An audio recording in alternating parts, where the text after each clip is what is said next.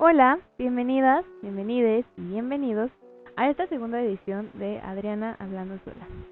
Ya en tercer semestre, retomando un proyecto por ahí hecho a un lado, pero nunca olvidado. Bueno, el día de hoy vengo con un análisis. Este episodio es muchas cosas. Empezando por especificar que busca hacer un viaje dentro del entendimiento que le he dado a 3 temas en específico y las conclusiones, apologías y sentimientos a los que he llegado al conocerlos. Memoria, historia y archivo son 3 temas muy de nuestra incumbencia para el ser humano o el ser viviente en general. Aunque pueda parecer muy simple, el recuento de los hechos es necesario, y me atrevería de manera audaz a decir que también es innato. El simple hecho de empezar por querer contar, hacer nudos, marcas, identificar lo que está a nuestro alrededor para hacer algo con esto a continuación. ¿Qué es memoria? Pues, estrictamente, la memoria es un proceso cerebral algo complejo. Se identifica y trabaja dentro de las neurociencias y para acortar definiciones médicas, se percibe como neuronas activándose cada vez que aprendemos algo. Mi primer pensamiento es entonces que la memoria es aprendizaje, cosas que necesitamos. Por ejemplo, no recuerdo la primera vez que puse mis 2 pies sobre el piso y comencé a caminar.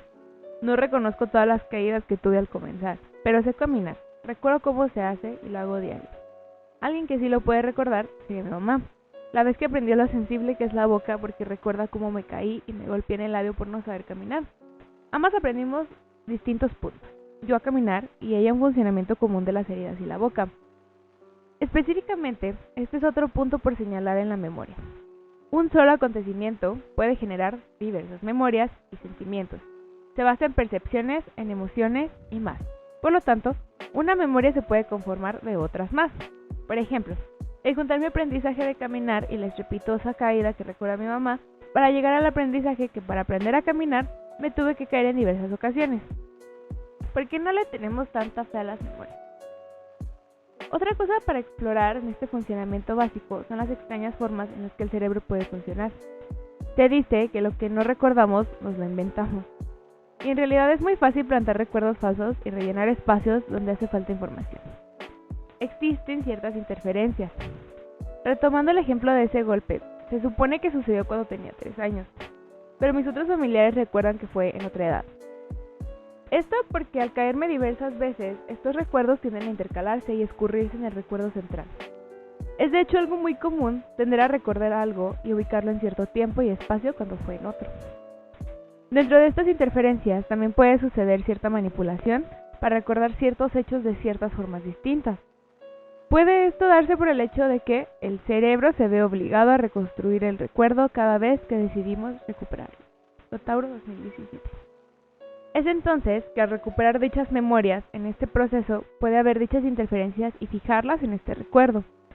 Existe un experimento donde se le pregunta a 2 grupos recordar un suceso específico con palabras ligeramente distintas, pero que cambian la dirección de cuestionamiento.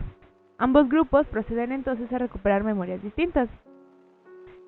Más allá de lo fiable que son las memorias, existen. Esta acción quiero remarcarla para todos los temas, aún señalando las deficiencias de cada uno de los conceptos a revisar. Lo que les une en importancia es su existencia. Porque, ¿qué pasa si yo rechazara el aprendizaje de aprender a caminar de un día al otro? Mis memorias no tendrían alguna utilidad o sentido. Perdería las posibilidades que éstas me han ofrecido. Negaría una parte muy esencial de mis recuerdos.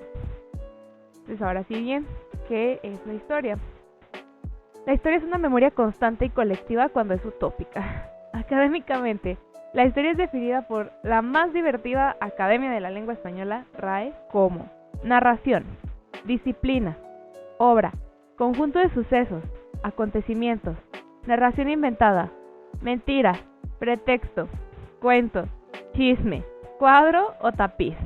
Entonces, ¿qué es?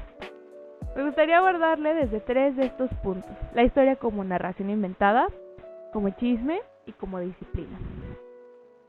La historia como narración inventada la describo como la que atendemos todos en la escuela. El discurso más popular, al que se le da pie, al que le damos importancia, validez y sustento académico, por lo tanto, gubernamental. Inventada porque la narración inventada busca satisfacer carencias identificadas de un estado o de una persona que tiene el poder de la palabra o el discurso. Indica el cómo son las cosas, cómo siempre han sido las cosas, cómo serán las cosas. Es una narración maravillosa, ya que no necesita ser congruente ni real.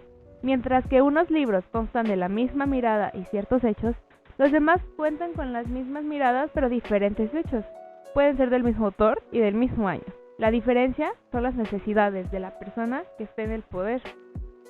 La historia como chisme me parece más entrañable, dejando de identificar al chisme como algo inestable nada más, sino como algo a lo que todos, todas, todes tenemos derecho. Se puede dudar de su fiabilidad, pero absolutamente cada uno de nosotros puede recurrir a él. Explicar la historia de la abuela por medio de la tradición oral, la historia propia incluso, la del vecino y de cualquier persona a la que podamos referenciar en nuestra cabeza.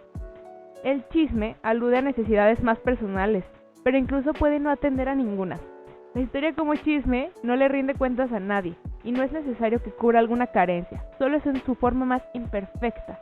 Es casi hasta dominio público. Por último, la historia como disciplina. Y, antes que nada, saber y se reconoce que para academizarla es necesario constar de algún privilegio, pero no corresponde solamente a un sector. El sector de la historia como disciplina puede ser eurocentrista, puede ser el sector decolonial o cualquier otro sector. Desde mi perspectiva es juntar todo tipo de narración respecto a un solo tema, encontrar una línea general, sea dentro de la hegemonía o de la otredad. De acuerdo con otra lectura, le da consistencia de seguir una metodología para encontrar sucesos y saber explicarlos. Se encarga de estudiar evoluciones o diferencias entre los sucesos, identificar contextos, buscar pruebas y realidades. Entonces, pues dentro de estas cosas, memoria e historia, existe el archivo. Y el archivo me sigue pareciendo un tema de definición pues bastante fluctuante.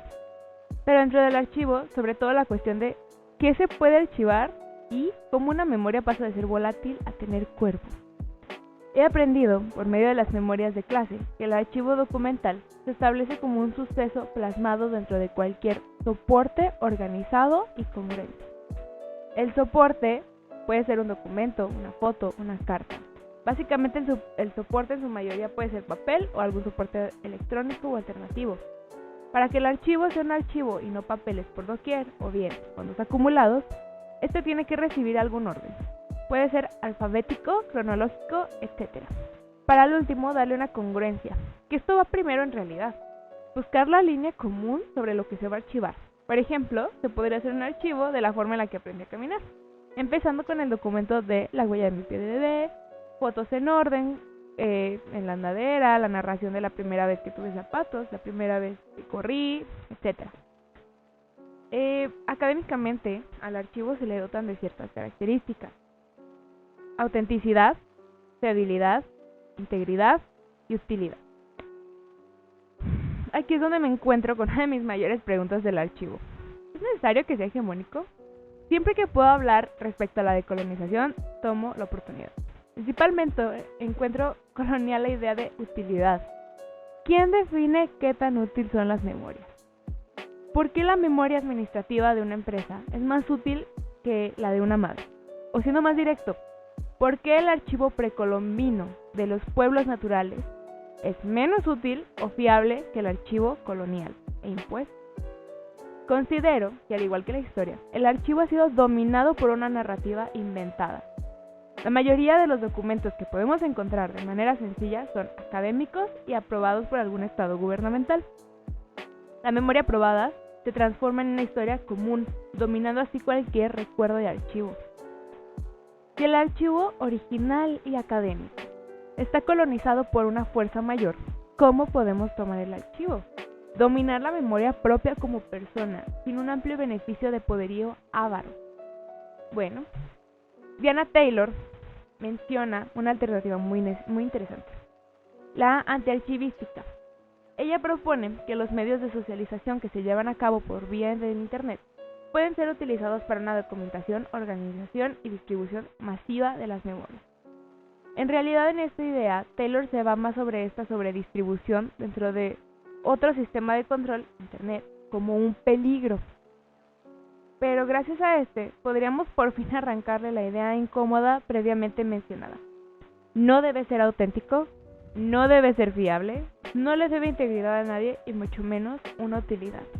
Como bien dice Taylor en este documento de archivos desbordados, para bien o para mal, la distribución dentro de este nuevo sistema existe y se expande. Entonces, hablando un poco más de la decolonización archivística, pues personalmente considero esta última opción antiarchivística o anarcoarchivo como la más viable para romper con la corrupción de nuestra historia y memoria. Para decolonizar una memoria debemos de arrebatarle la historia de la que nunca fuimos parte porque no existe. Debemos de tomar nuestras propias historias, aunque no sean fiables o útiles para el sistema. Veo una gran oportunidad en el Internet para eso mismo. En México, de 126.014.024 habitantes, 98.600.000 tienen Internet. Eso significa un 78% de la población. Esto es amplio.